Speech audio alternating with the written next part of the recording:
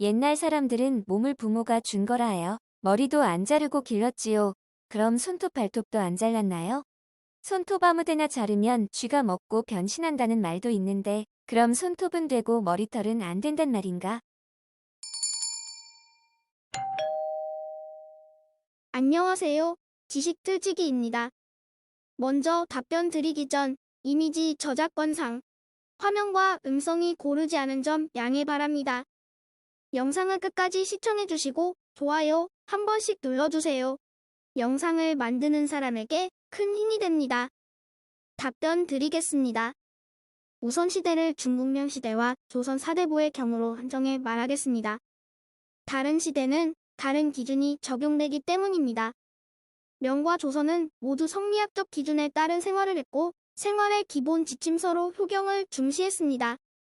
질문자께서 말씀하셨듯 효경의 처음의 신체 발부는 수지 부모라 불감회상함이 효지시야라는 구절이 있습니다.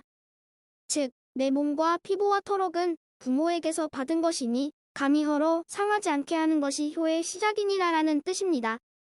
이에 따라 명과 조선인들은 머리털을 자르는 것을 치욕으로 여겼습니다. 이는 위에 분께서 말씀하셨듯 머리털을 산발하는 것은 짐승의 도리이고 머리털을 묶고 하늘로 향하게 하는 것이 사람의 도리라고 생각했기 때문입니다. 그래서 조선시대에는 머리털을 함부로 자르는 일이 없었으며 빠진 머리털을 아침마다 모아 1년의 마지막 날에 태우는 것을 보통으로 삼았습니다. 이는 중국의 경우도 마찬가지입니다. 다만 태어난 지 100일이 되는 아이는 이마의 앞부분 머리를 잘랐는데 이는 눈을 찌르지 않게 하기 위한 것이고 이후 머리를 길러 댕기를 닦기 위한 것입니다. 이때 자른 머리를 베넷머리라고 합니다. 남자아이의 경우에는 남은 머리를 두 조각으로 갈라 양쪽으로 댕기를 늘린 후 다시 하나로 합쳐 내렸고 이를 각이라고 부릅니다. 이에 비해 여자아이는 남은 머리를 네 조각으로 갈라 각각 묶은 후 하나의 댕기로 만드는데 이를 기라 하였습니다. 그리고 100일에 자른 베넷머리는 장가갈 때나 시집갈 때 전해주었다고 합니다. 그래서 우리나라 사람이나 중국인이나 자란 후 머리를 자르는 일을 대단한 치욕으로 여겼지요. 우리나라의 경우 1895년 을미사변 후 있었던 을미개혁에서 단발령이 선포되자 유림을 중심으로 하여 차두가단 차발불가단, 즉 이 머리는 잘라도 이 머리털은 자를 수 없다라는 사상이 팽배했습니다. 나중에 대마도로 끌려가 스스로 단식하다 순국한 면함 최익현 선생이 그 대표자이지요.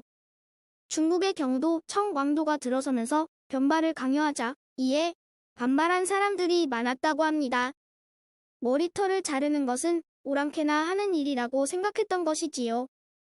참, 변발은 무협 영화에 자주 나옵니다. 그 정수리 앞가지를 삭발하고 뒤로 넘겨 댕기를 따은 것 말입니다. 이에 비해 손발톱을 기르는 것은 짐승이나 할 일이라 하여 손발톱은 잘랐습니다. 다만 다른 것이 명과 조선의 태도입니다. 조선에서는 손발톱을 일정한 주기로 잘랐습니다. 보통은 음력 보름께에 잘랐다고 합니다. 왜냐하면 이때는 모든 귀신들이 빛을 두려워하여 잘 움직이지 않았다고 여겼기 때문입니다. 그리고 이때 자른 손발톱은 따로 모아두었다가 연말에 불태우는 것이 일반적이었습니다. 그 유풍이 지금도 남아 돌아가신 분의 손발톱을 각각 다른 4개의 주머니에 넣어 관에 담는 것이지요.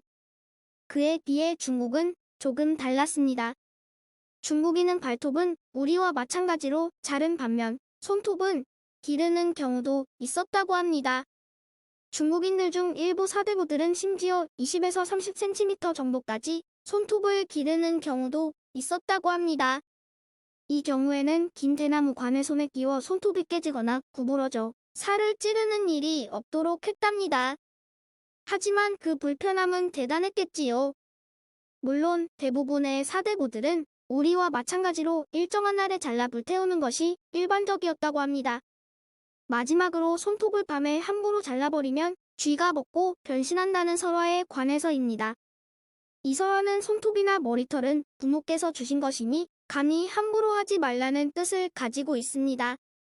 여기서 쥐가 등장하는 것은 우리 속담에서 낱말은 새가 듣고 반말은 쥐가 듣는다라는 말이 있듯이 옛 사람들은 쥐를 영리하면서도 신비력을 가진 동물로 형상화했기 때문이지요.